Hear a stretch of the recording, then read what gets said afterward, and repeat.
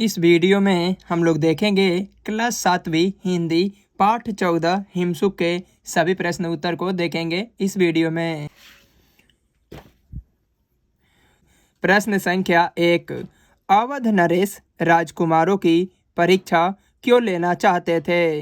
इसका उत्तर में हम लोग लिखेंगे अवध नरेश अपने राज्य के लिए एक सुयोग्य उत्तराधिकारी की तलाश में थे, इसीलिए वे अपने राजकुमारों की परीक्षा लेना चाहते थे ताकि उनमें से सबसे योग्य राजकुमार को अपना उत्तराधिकारी मनोनीत कर सके।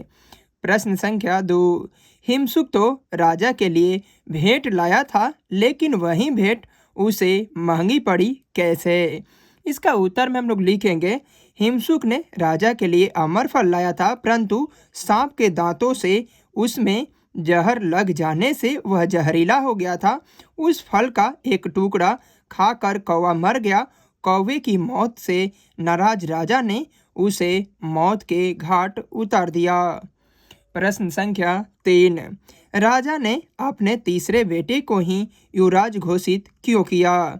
इसका उत्तर में हम लोग लिखेंगे कि राजा ने अपने तीसरे बेटे को ही युवराज घोषित इसीलिए किया क्योंकि दोनों बड़े राजकुमारों की अपेक्षा तीसरा राजकुमार अधिक बुद्धिमान था तथा विवेकशील था। उसने हिमसुक की कथा सुनाकर यह प्रमाणित कर दिया कि किसी को दंड देने से पहले उसके अपराध के बारे में पूरी जांच पड़ताल कर लेनी चाहिए, क्योंकि बिना जांच पड़ताल किए निर्णय लेने पर निर्दोष मारा जाता है। जैसे हिमसुक के साथ घटना घटी और सच्चाई का भेद खुलने पर राजा को दुखित होना पड़ा था। तीसरे बेटे के सुझाव से राजा को पता चल गया कि तीसरे बेटे को ही युवराज बनने के योग्य है। इन्हीं कारणों से राजा ने तीसरे बेटे को युवराज घोषित किया। प्रश्न संख्या 4, निम्नलिखित वाक्यांश किसने किससे कहे? क, तुम्हारी माँ भी तुमसे मिलकर इतने ही प्रसन्न होगी। इसका उत्तर में हम लोग लिखेंगे कि हिमसुक के पिता ने हिमसुक से कहा था। क्वेश्चन नंबर ख, मैं 15 दिन बाद वापस आ जाऊंगा। इसका उत्तर में हम लोग लिखेंगे कि हिमसुक ने विदर्भ के राजा से कहा था। क्वेश्चन नंबर ग, बुद्धिमानी की बात यह होगी कि फल खाने से पहले इसे किसी जानवर को खिलाकर देख लिया जाए। इसका उत्तर में हम लोग लिखेंगे कि यह बात मुख्यमंत्री ने राजा से कही थी। क्वेश्चन नंबर घ, किसी को सजा देने से पहले इस बात का पूरा पता लगा लेनी जरूरी है कि वह सचमुच अपराधी है या नहीं। इसका उत्तर में हम लिखेंगे कि तीसरे राजकुमार ने अपने पिता राजा से कहा था। क्वेश्चन नंबर प्रश्न संख्या 5, निम्नलिखित प्रश्नों के 4 विकल्प दिए गए हैं, जिनमें से एक विकल्प सही है। सही विकल्प के सामने सही का निशान लगाइए। क्वेश्चन नंबर क, हिमसुक एक नाम है। इसका सही उत्तर हो जाएगा ऑप्शन 3, पक्षी का। क्वेश्चन नंबर ख, किस देश के राजा के पास अनोखा तोता था? इसका सही उत्तर हो जाएगा विदर्भ। क्वेश्चन नंबर ग, हिमसुक रात में कहाँ ठहरा था? इसका सही उत्तर हो जाएगा ऑप्शन 1, पेड़ पर। क्वेश्चन नंबर घ, जहरीले फल को राजा ने क्या किया? इसका उत्तर में हम लोग लिखेंगे कि गड्ढे में दबवा दिया। पाठ से सभी प्रश्न उत्तर को देख लिए हैं। अब देखेंगे पाठ से आगे के सभी प्रश्न उत्तर को। पाठ से आगे प्रश्न संख्या 1, सजा देने से पहले राजा को क्या करना चाहिए? इसका उत्तर में हम लोग लिखेंगे राजा को सजा देने से पहले इस बात की जांच कर लेनी चाहिए कि वह व्यक्ति दोषी है या नहीं। ऐसा नहीं करने पर कभी कभी राजा को बाद में पछताना पड़ता है, जिस प्रकार विदर्भ के राजा को पछताना पड़ा। क्वेश्चन नंबर 2, कल्पना कीजिए कि अमर फल के मृत्यु फल बदलने की सच्चाई का पता राजा के तीसरे बेटे को कैसे चला होगा? इसका उत्तर में हम लोग लिखेंगे अमर फल के मृत्यु फल में बदलने की सच्चाई का पता राजा के तीसरे बेटे को ऐसे लग गया होगा कि जिस कहानी को उसने पढ़ा या सुना था उस कहानी में ही स्पष्ट हो गया है कि अमरफल में सांप ने दांत गड़ा दिए थे, जिससे यह विषैला हो गया था। Question number 3। क्वेश्चन नंबर 3, कल्पना कीजिए कि आप हिमसुक हैं और राजा आप पर वार करने के लिए हाथ उठाता है, तब आप क्या करेंगे? इसका उत्तर में हम लोग लिखेंगे कि मैं हिमसुक हूँ और राजा मुझे मारने के लिए हाथ उठाता है।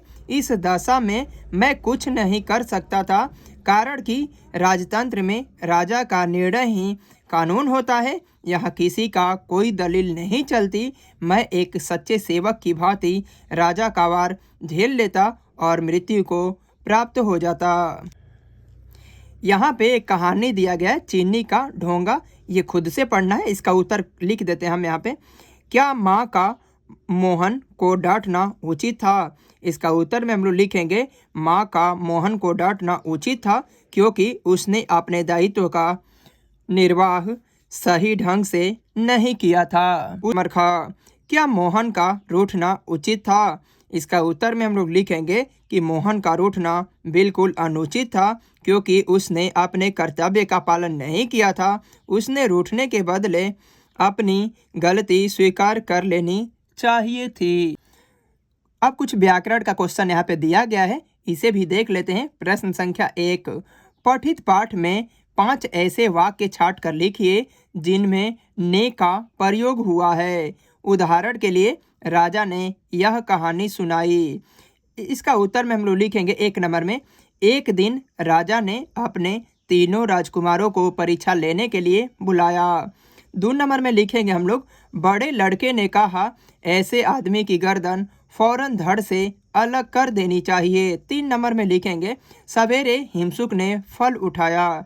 नंबर 4, उसने राजा से मुलाकात की। नंबर 5, राजा ने वह अनोखी बात सुनी तो वह भी उन दोनों को देखने गया। प्रश्न संख्या 2, निम्नलिखित युग्म शब्दों से वाक्य बनाइए। साथ साथ। इसका उत्तर में हम लोग लिखेंगे, इस मुकदमे में गोविंद सहाय के साथ साथ रोहित मल्होत्रा को भी सजा दी गई। 2-4, मोहन 2-4 घंटों में घर वापस आ जाएगा। 1-1, वर्ग में 1-1 छात्र चले गए हैं। पूरा मोहन तो पूरा पाठ याद कर लेता है। बढ़ते बढ़ते भारतीय सैनिक बढ़ते बढ़ते हिमालय के निकट तक पहुंच गए। प्रश्न संख्या 3, रिक्त स्थान भरिए। मृत्युदंड, कृतज्ञ, विश्वासघाती, उत्तराधिकारी, राजकुमार, कृतधन। क्वेश्चन नंबर 1, जो किसी के विश्वास को ठेस पहुंचाए उसे विश्वासघाती कहते हैं। नंबर 2, राजा का लड़का हो उसे राजकुमार कहते हैं। नंबर 3, किसी की मृत्यु के बाद उसकी संपत्ति पाने का हकदार होता है उसे उत्तराधिकारी कहा जाता है। नंबर 4, मौत की सजा देने वाले को मृत्युदंड कहा जाता है। नंबर 5, किए गए उपकारों को नहीं मानने वाले को कृतधन कहा जाता है। नंबर 6, किए गए उपकारों को मानने वाले को कृतज्ञ कहा जाता है। इस प्रकार हम लोगों ने इस वीडियो में पाठ 14 के सभी प्रश्न उत्तर को देख लिए हैं। मिलते हैं नेक्स्ट वीडियो में। अध्याय 15 ऐसे ऐसे। इसके लेखक है विष्णु प्रभाकर।